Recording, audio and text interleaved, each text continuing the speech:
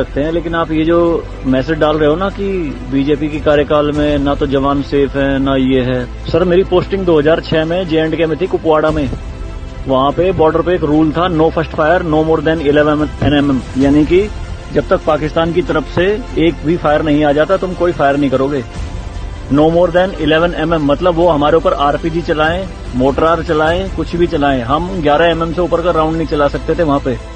मेरे हाथ पे ओम गुदा हुआ है। इस ओम के गुदे होने की वजह से मुझे हाथ में रुमाल बांध के ड्यूटी करनी पड़ती थी वहां पे। अगर उनको ओम दिख गया ना तो छोटे छोटे बच्चे पत्थर मारना शुरू कर देते थे।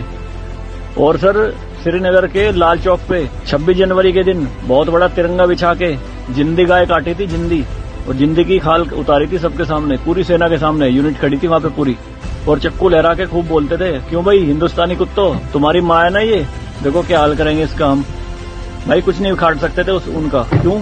क्योंकि सेंट्रल में गवर्नमेंट गंडवी थी, नपुंसक गवर्नमेंट थी।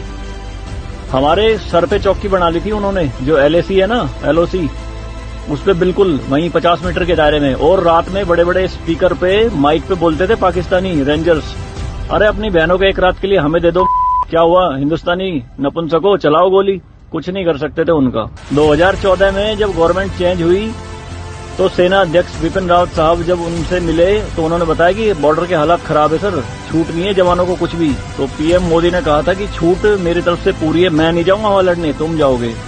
आज की डेट में आप मुझे एक भी चौकी बता दो अगर वहां ढूंढने से मिल जाए। दूरबीन लगा के देखनी पड़ती है पहाड़ों में, वो भी बंकरों में है अंदर, सारी लगा दी उन्होंने तोप उड़ा के।